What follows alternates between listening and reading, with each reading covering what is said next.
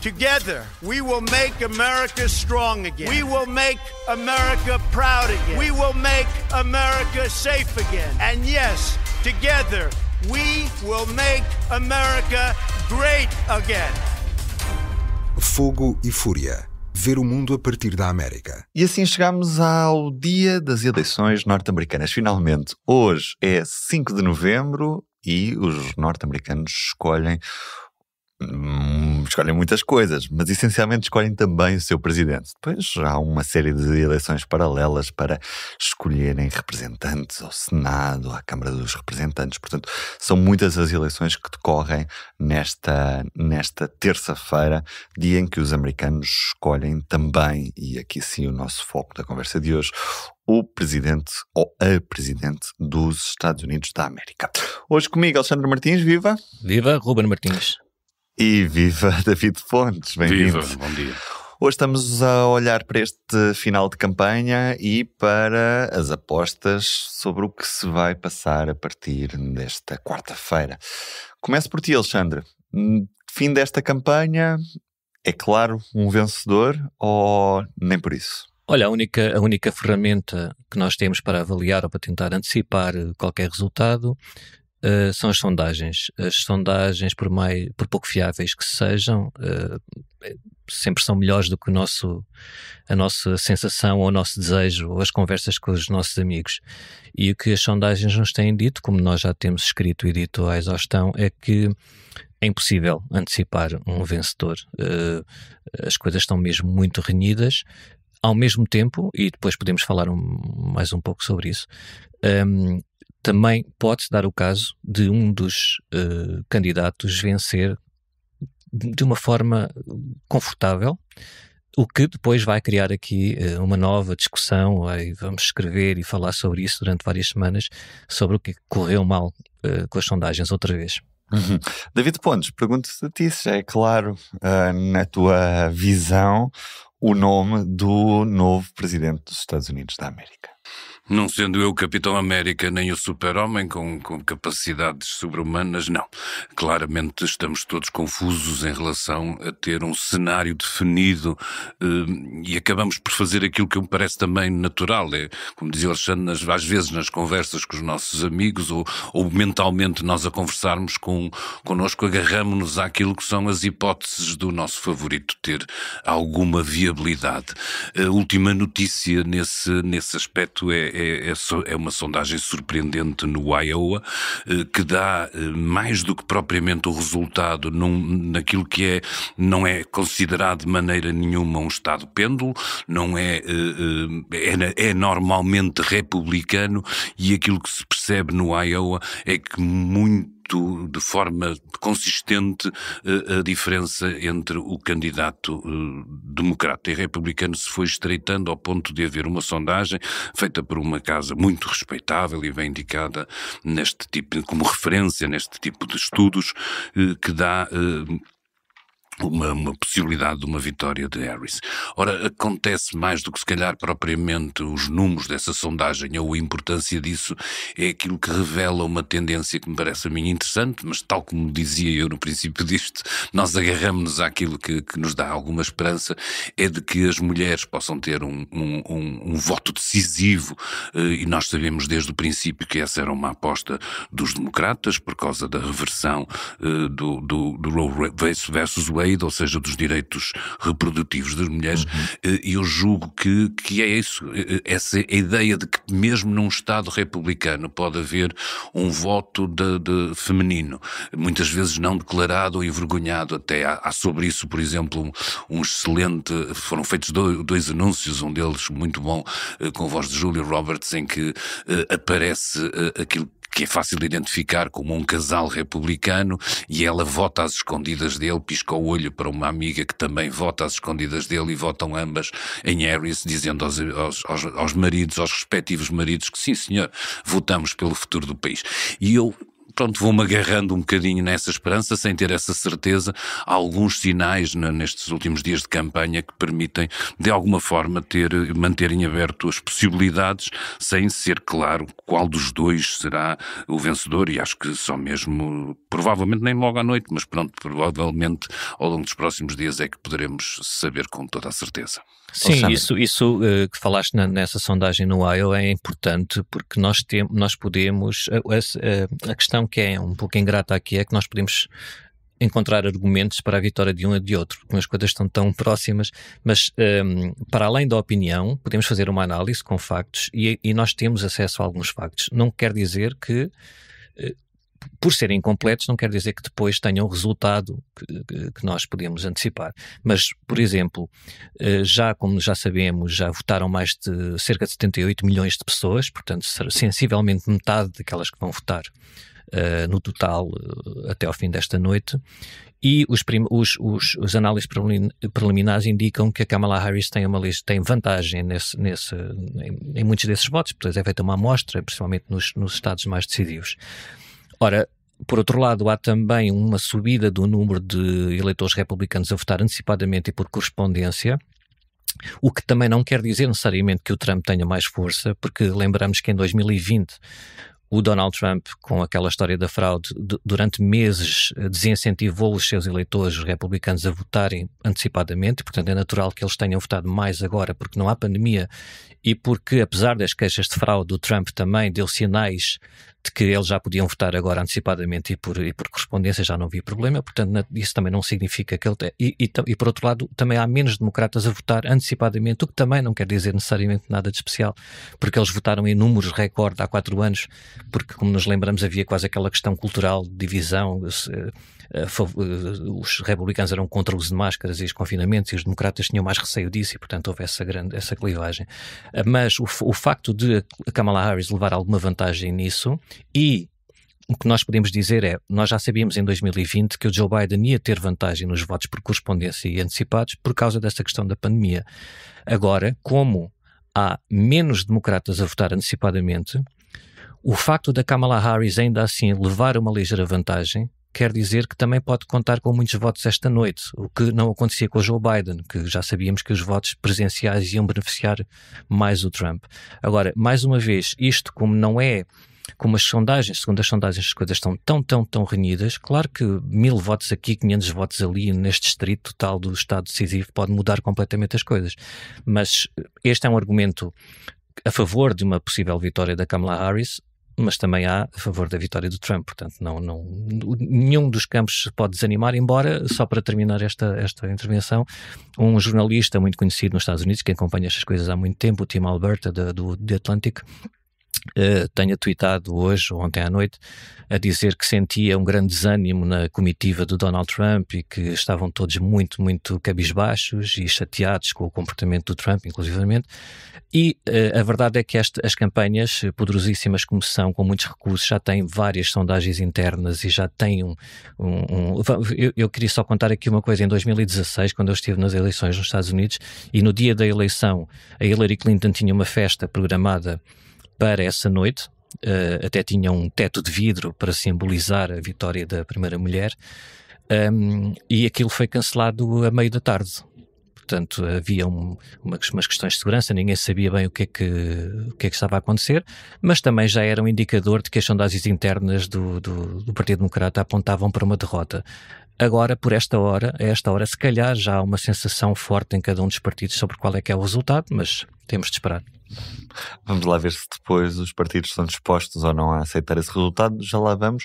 Deixa-me só, David, perguntar-te, porque nós sabemos que a campanha de Donald Trump andou muito em torno de perguntar aos americanos se há 4 anos viviam melhor ou pior do que vivem agora, depois desta crise da inflação. Obviamente houve uma pandemia também pelo meio que acabou com muitos empregos, também houve muitos que acabaram por ser recuperados depois, a economia cresceu bastante também, a economia norte-americana. Pergunto-te se os americanos, no fim de contas, ainda voltam só a pensar no seu bolso, ou se depois estas coisas todas, como a regressão dos direitos das mulheres, uma política externa que, vamos lá saber o que é que, como é que será. Por essa razão não votam. Pois, exatamente. Portanto, ou votam pouco. Trump acaba por sair beneficiado desta ideia de que os americanos votam a pensar no seu bolso, é isso? Eu julgo sim, por uma questão de percepção, e não só, por uma realidade que normalmente está mais afastada, que é a questão da inflação.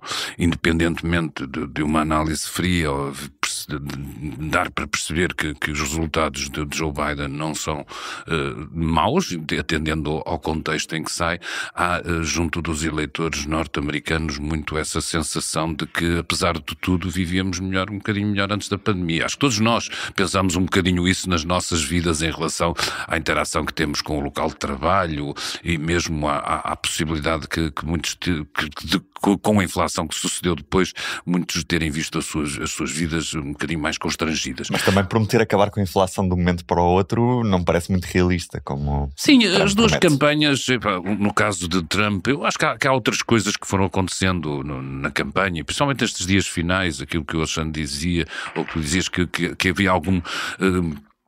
Parecia que há algum cansaço por parte de Donald Trump, eu acho que isso é claro, atenção, ele já não é o velho, já não é ele o novo na sala, e por isso há uma parte disso que digamos que é humana. Há também uma parte que me parece a mim que tem a ver com uma excessiva crença nesse lado quase de profeta do próprio Donald Trump, com que faz com que, eu imagino, Alexandre saberá mais do que isso sobre eu, que a própria máquina dos republicanos no terreno, de alguma forma, tenha diminuído em relação à ideia de que tudo se concentra no candidato, enquanto que eu julgo que os democratas mantiveram mais no terreno aquela máquina que faz o porta a porta, a máquina que vai buscar eleitores e tudo isso.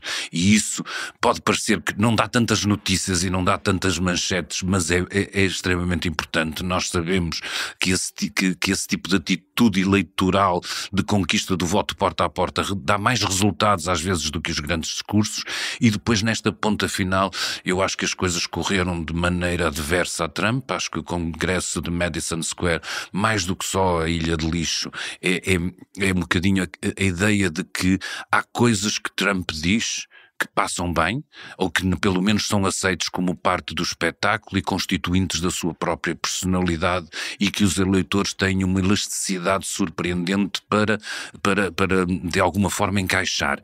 Quando quem as diz são os minions deles, são pessoas de que claramente dizem coisas que parecem muito agressivas, a América para os americanos, ou a ilha de lixo no meio do oceano, tudo isso fica bastante, é mais agressivo e não é tão bem encarado pelos eleitores, de tal maneira que eu julgo que o próprio J.D. Vance que foi recuando em relação à exposição, embora seja natural que no final da campanha as atenções se concentrem nos candidatos e não em figuras secundárias. Depois é toda a diferença, um bocadinho que tu dizes, que podemos ver no tipo de campanhas efetuadas. Uma de claramente, por um lado, positivo, de união, de exaltar os valores norte-americanos. Do outro lado, uma campanha mais feita contra o adversário, contra... explorar sentimentos que se calhar são até transversais em alguns casos à sociedade norte-americana, mas que a maneira de os curar e de os remediar é sempre feita com o recurso à agressividade e à violência, e pouco feito com a concertação ou com o diálogo. Acho que isso marca. Não sei se os norte-americanos estão, tal como o mundo está, muito polarizados e muito à espera de respostas fáceis, e se depois de 4 anos de Trump estarão disponíveis para repetir a dose, mas uma dose com menos filtro.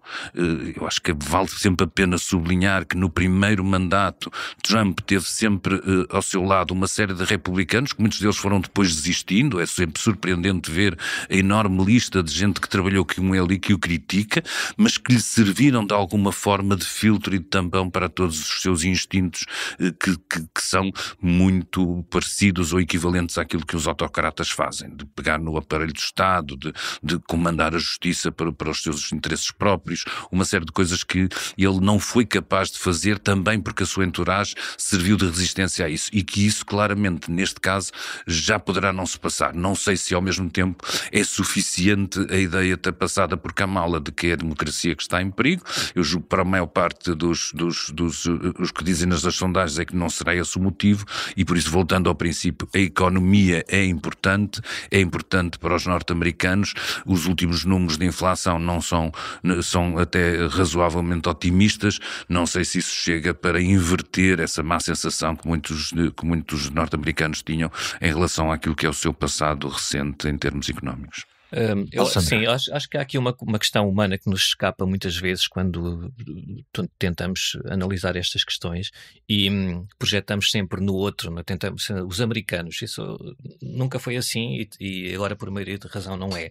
Não existe os americanos. Nós não sabemos se os americanos votam com o bolso ou não, porque há cada vez mais americanos que não votam com o bolso. Portanto, é preciso fazer um esforço para olhar por cima das contrariedades económicas. Por exemplo, de facto, a inflação provocada pela pandemia veio trazer um aumento de custo de vida brutal em muitas zonas nos Estados Unidos, como no resto do mundo, e das pessoas que são mais afligidas por essa questão, muitas escolhem, ou porque já são assim, que têm esse contexto, preferem fechar os olhos aos excessos de Donald Trump e às ameaças à democracia porque privilegiam o bolso e a economia, querem ganhar tanto como ganhavam antes.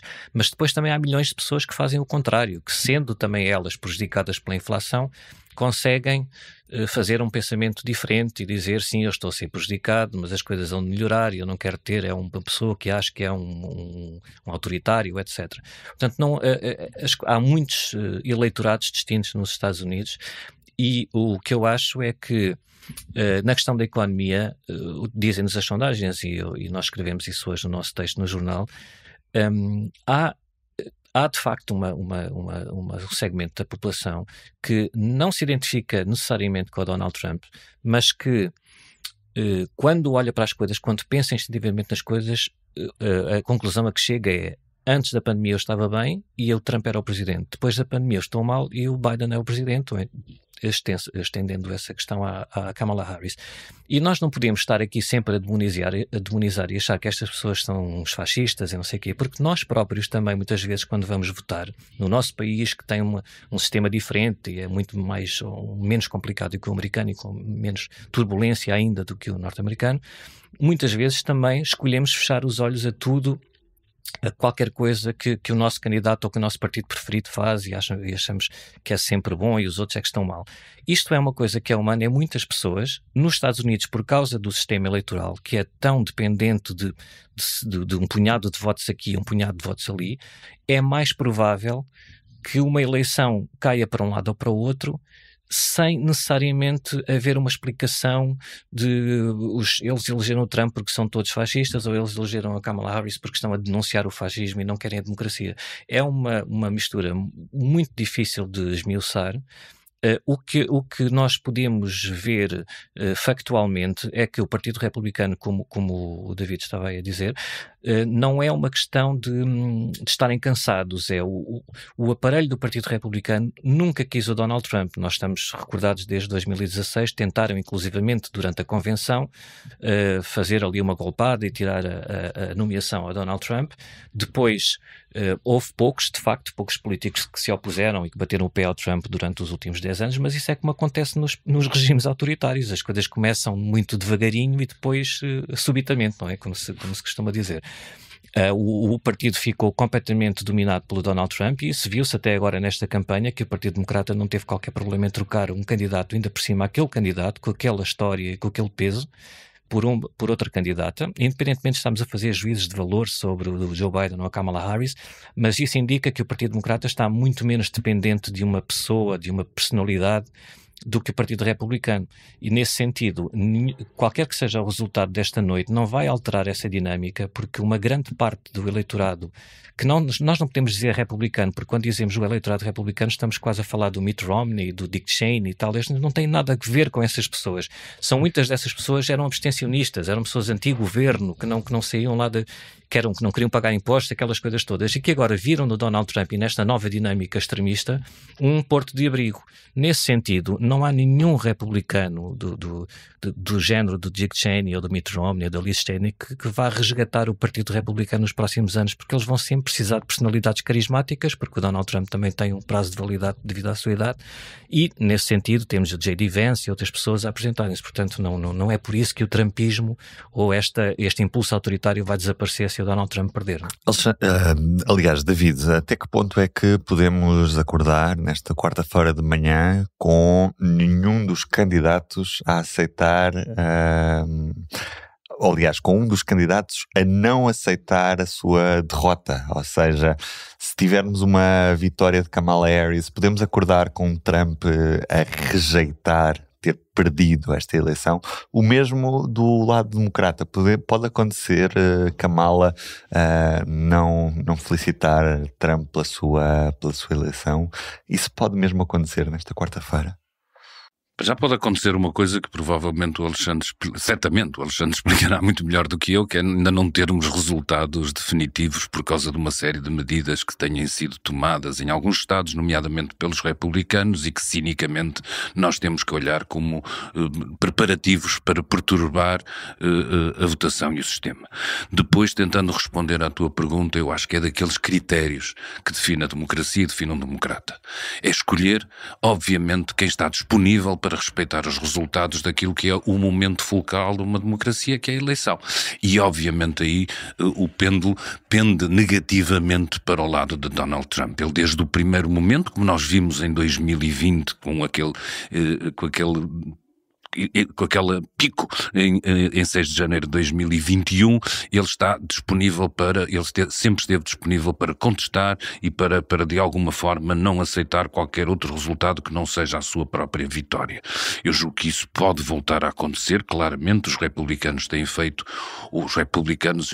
com todo o cuidado, nomeadamente, e as aspas no ar que o Alexandre diz, uma série de apoiantes de Donald Trump têm feito todos os possíveis por perturbar aquilo que era um sistema que quem olha de fora e quem olha por dentro considera que funciona bem, que é obviamente padrão, e a democracia norte-americana sempre foi em alguns casos padrão para o resto do mundo, e é dentro dela que está a surgir estas forças negativas, embora também hajam muitas de fora, como nós sabemos, porque a influência, nomeadamente da Rússia, nestas eleições e nas anteriores a estas, é uma constante. Não me parece que da parte dos democratas exista, e assim seja, ou essa vontade de alguma forma de, sendo os resultados justos ou mesmo podendo ser os resultados muito renhidos, de contestar o resultado das eleições para si. O perigo e o grave perigo que existe é que Donald Trump não aceita os resultados. Existe uma série de gente espalhada pelos Estados, aquilo é um continente, que vai contestar em termos judiciais logo desde o início tudo isso. De qualquer forma, para aqueles que vão estar acordados e ver, eu chamaria a atenção que provavelmente vamos poder começar a ter resultados, julgo, de 2 estados importantes, a Geórgia e a Norte de Carolina, que serão estados onde uma vitória de Harris abre caminho para claramente começarem aqui os pontos a indicar, já se forem resultados, se esses resultados forem positivos para o lado do Trump, não será logo uma clara vitória, mas algo que será preciso ver, nomeadamente com resultados que podem surgir depois, claramente na Pensilvânia, mas também no Michigan e o Wisconsin. Há aqui capacidade de irmos lendo alguma coisa, mas é, como tu sublinhas, daqueles momentos eleitorais em que muito provavelmente vamos ter que esperar mesmo até ao final para poder gritar vitória, não só de um dos candidatos, mas da própria democracia. Sim, Alexandre, pergunto tu mesmo. Sim. Quando me perguntam o que é que eu acho, se vai haver contestação dos resultados e alegações de fraude, eu costumo devolver com outra pergunta, que é: alguém acredita que hoje à noite, se Donald Trump perder, ele vai surgir na televisão a cumprimentar a Kamala Harris, como era habitual antes de 2016, dar os parabéns pela vitória e depois estarei à sua disposição para trabalharmos em conjunto para o bem da América? Isto é um cenário ridículo, não é? Na nossa, que isso não vai acontecer nunca. Portanto, a única outra hipótese seria ele ficar calado. Isso também não me parece ser uma hipótese, nós já o conhecemos em 2016. Portanto, é claro que se o Donald Trump perder, as acusações de fraude vão começar logo durante a noite. A questão aqui é, há uma coisa a favor e outra contra a hipótese de uma repetição de um cenário de 2020. O que pode provocar maior confusão é, nós não sabemos até que ponto é que os funcionários eleitorais e outros representantes de vários estados republicanos foram substituídos nestes últimos anos, ao ponto de poderem funcionar como barreiras para a certificação de resultados. Portanto, houve esse esforço em vários estados. Por exemplo, na Geórgia, a Comissão Eleitoral da Geórgia, o diretor dessa comissão era o Brad Raffensperger, que é o secretário do Estado da Geórgia, que foi ele a quem Donald Trump telefonou em 2020 a pedir-lhe para encontrar 11 mil e tal votos. Esse republicano que se opôs ao Donald Trump e que impediu que ele sabotasse a eleição na Geórgia em 2020 era o diretor da Comissão de Eleições da Geórgia. Entretanto, a maioria republicana no Congresso da Geórgia substituiu e nomeou para esse cargo apoiantes leais a Donald Trump. E eles não vão ter interferência direta agora nesta eleição, mas também houve mudanças deste tipo em vários estados e nós não sabemos até que ponto é que, mesmo depois que os tribunais decidam contra o Donald Trump, até que ponto é que eles vão poder bloquear ali a certificação dos resultados durante mais tempo. Por outro lado, uma repetição de um cenário como a invasão do Capitólio, desta vez é mais difícil porque em finais de 2022 o Congresso americano, com o apoio republicano, portanto aí aquela questão que nós estávamos a falar há pouco, que muitos líderes republicanos ou congressistas, senadores são obrigados a declarar apoio ao Donald Trump porque de facto se não o fizessem perderiam as eleições nos seus estados, mas por outro lado também não comem tudo o que o Donald Trump diz. Portanto, eles votaram a favor de uma reforma da lei eleitoral que, não digo que impeça, mas que dificulta bastante uma repetição de 2020. Isto é, em 2020 houve aquela confusão no Capitólio, porque durante a leitura dos votos do colégio eleitoral, sempre que o vice-presidente à altura, Mike Pence, que era por inerência o presidente do Senado e encarregue dessa função de ler os votos do colégio eleitoral, sempre que ele dizia o número de votos de um estado decisivo, que o Trump gostaria de ter ganho, levantava-se um congressista republicano e dizia: eu contesto essa votação. Segundo a lei da altura, se um senador republicano se levantasse também e assinasse em conjunto uma queixa formal, a sessão teria de se parar e todos os congressistas iam reunir-se para a Câmara dos Representantes e os senadores iam reunir-se para o Senado, iam discutir e votar sobre se aquilo devia ser contestado ou não contestado, e depois, então, repetia-se isto durante 7, 8, 9, 10 estados, nunca mais saía dali. Esse era o primeiro objetivo daquele plano para sabotar a contagem dos votos. Como a coisa não aconteceu dessa forma, aconteceu a invasão. Desta vez é preciso, segundo essa reforma eleitoral, seria preciso 1/5 de congressistas, republicanos neste caso, e 1/5 de senadores juntarem-se para contestar votos. Portanto, aí se torna muito mais difícil esse tipo de contestação, e depois foram aprovados muitos outros mecanismos, como a explicitação de que o papel do presidente do Senado, que é o vice-presidente dos Estados Unidos, é apenas formal.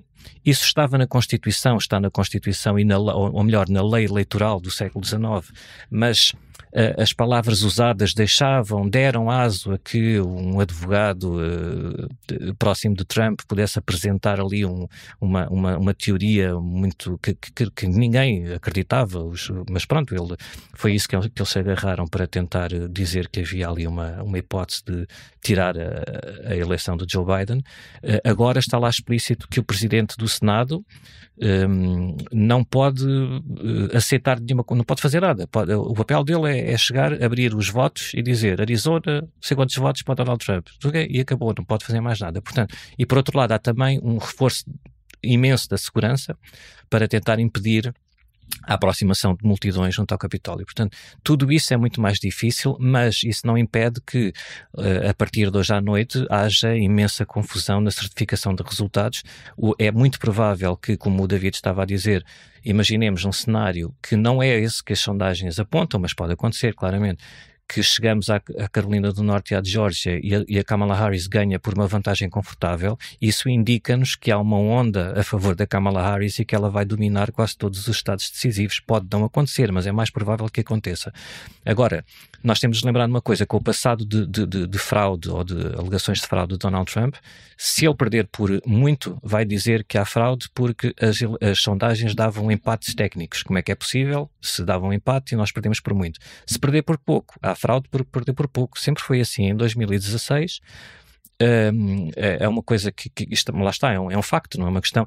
Antes da eleição de 2016, Hillary Clinton e Donald Trump, o Roger Ailes, que é um próximo do Donald Trump, já tinha um grupo supostamente para ajudar na votação, não é? Para estarem presentes no campo para ajudar os eleitores com informações, que se chamava Stop the Steal.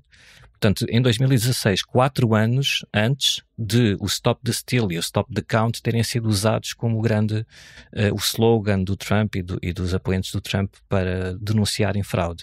As coisas estavam a ser preparadas há muito tempo. No verão de 2020 já se sabia que ia haver as alegações de fraude.